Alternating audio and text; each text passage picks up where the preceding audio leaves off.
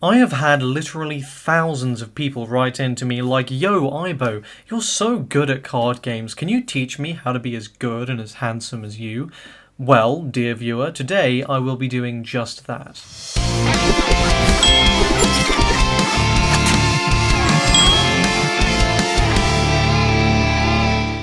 So, before we get started, I just want to say that this is a scripted video, which means because I have a really crappy setup, you're going to keep seeing me look over there. I hope that's not too distracting. Perhaps there'll be some fancy graphics on the screen. Perhaps I'm not that bothered.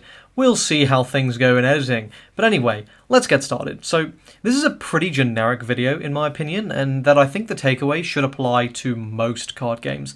But before I get started, I'm aware that a shocking 70% of you aren't subscribed, and it's very likely that you stumbled across this video randomly, probably recommended through Solemn Vanguard or Different Fight, according to my analytics. So let me explain why you should care about my opinion, and also remind you to hit that sub button so I can get more subscribers than the official Dragoborn YouTube channel.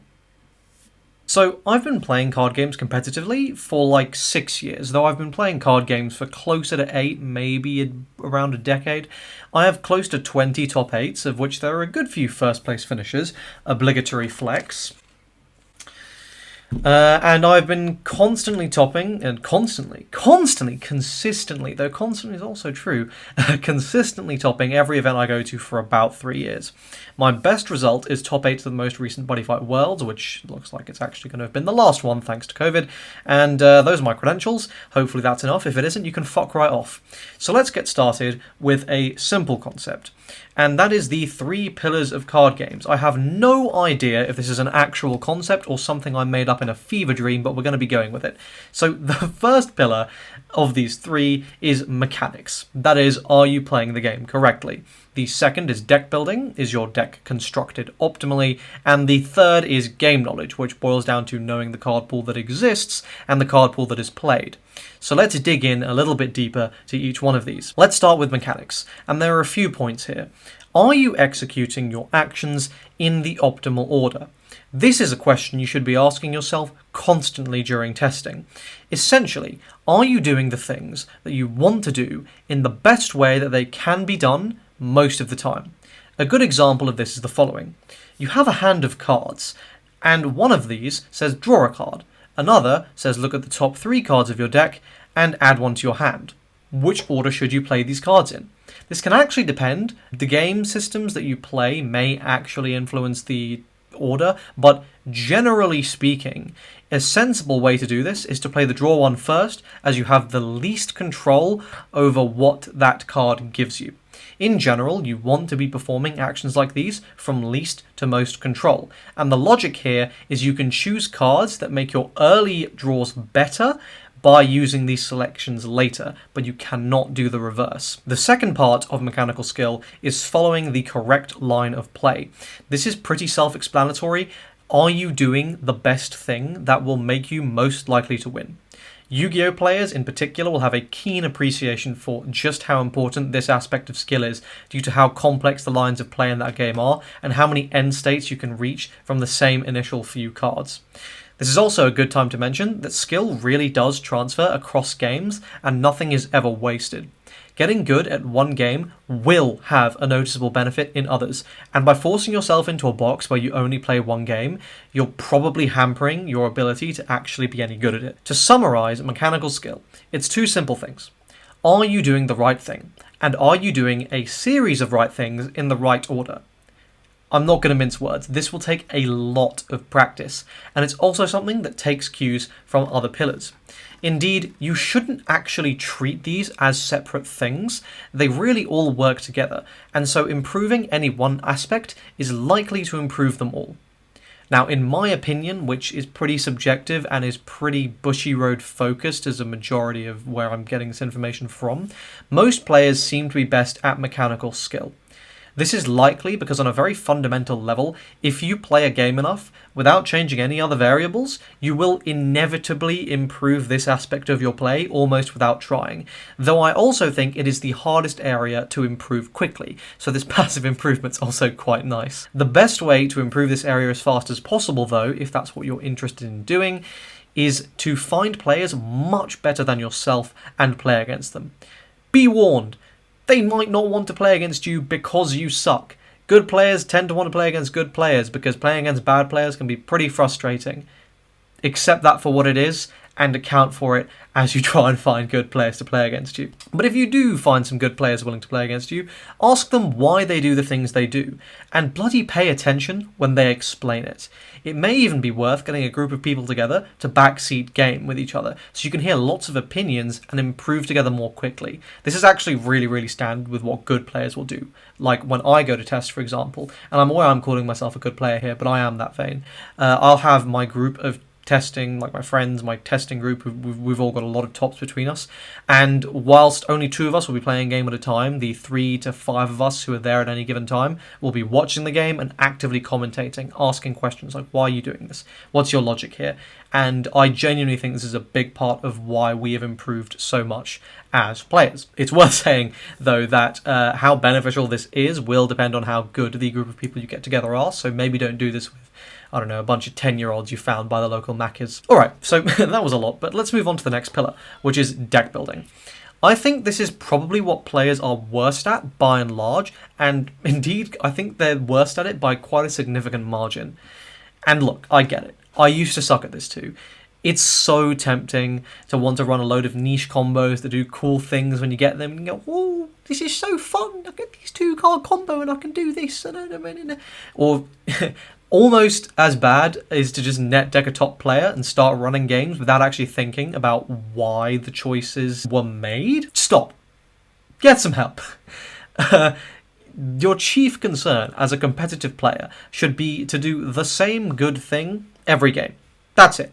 Every single card in your deck and every single choice you make in-game should be working towards achieving that goal. Now, there are some exceptions to this. For example, card choices which are necessary for combating a particular meta strategy, or cards that are so powerful that they don't really need to further your main goal because they're like a mini win cons in and of themselves, or they disrupt your opponent so totally and completely that you're totally okay with them being bricks a lot of the time. Good examples like this are hand traps in Yu-Gi-Oh! Or hand traps in Body Fight, or hand traps in any game. The absolute best way to improve at deck building is to just get rid of these stupid notions you may have of trying to do too much. Understand that your deck should be a well-oiled machine with purpose, and move towards that purpose. This isn't easy. It takes time and a lot of testing work to arrive at optimal lists. I'm talking tens to hundreds of hours for a given format.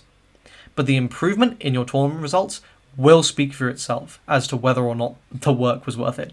It was worth it. I highly advise listening to top players explain their deck lists in depth as well, as this will really let you know what they're thinking, and these are players who really know what they're talking about. Appreciate that these players are probably at least 10 times better than you are right now, but you could be that good. And I'm not talking about myself here either. I'm not under no illusions that I'm an amazing god tier player. I think I'm pretty good, but I know there are players way better than I will ever be, and lots of players a hell of a lot better than I am right now. And it's important to learn from these players. Okay, I've been talking for like 7 or 8 minutes now, and according to my analytics, you guys have really short attention spans, so you're probably already clicked off. But if you're still here, please hang around. We're almost done. Just look at the time bar. We're close. Just give me the watch time, all right? We're almost done. On to the final pillar, which is game knowledge. And I would say personally, this was actually my worst pillar for a really long time. I think that deck building and mechanical skill for me were like pretty okay, but my game knowledge was something that I really couldn't be bothered to improve because it's pretty boring. I just kept putting it off, and that came back to bite me, and I had to sit down and just read for a really long time, which I didn't enjoy, but it definitely helped. After my 3rd or 4th event in a row that I bubbled in, I decided enough was enough, and I just started reading. There is no easy way to improve your game knowledge. It's a grind. But there are 2 ways, there are sort of 2 things that you want to improve with your game knowledge. The first is your card knowledge, and this is really simple. You just sit there and you read the card pool. And as a new player entering an established game, this is an absolute nightmare, but it is worth the time and effort. Now, whether you actually have to do this depends on the resources available for the game you play. For example, if there are top players who are YouTubers or write blogs and articles, and they spend time giving their analysis on whole sets, then you should probably just read those instead, and you don't really have to worry about sifting through all the chaff because this top player has already done all the work for you. However, if these top players don't exist for your game, then sit down and get comfy. The reason this is so important is so that you are aware of the options that exist in the game, and not necessarily the ones that most people are playing. But you should still be aware of the options that exist, even if no one's playing them. I actually have some good examples for why this is so valuable, but essentially, I realised a tech during 2018 in Electro Deity, which no one else had realised, and I was able to leverage the fact that I knew about this tech to create far and away the best deck in the format. There was really no debate, and no one else was running this, because they simply didn't recognize this tech that completely outed an entire matchup and just turned the whole format on its head. If I hadn't gotten unlucky in my first top 8 of that season, I probably would have won the event. That's not vanity, that's just the rest of the top I had good matchups against. I got unlucky, it is what it is. And, you know, the next event I got 3rd because I bricked in the mirror against someone else who had also come to the same conclusions, potentially at the same time, but I'm going to give myself credit there because I want to give myself something.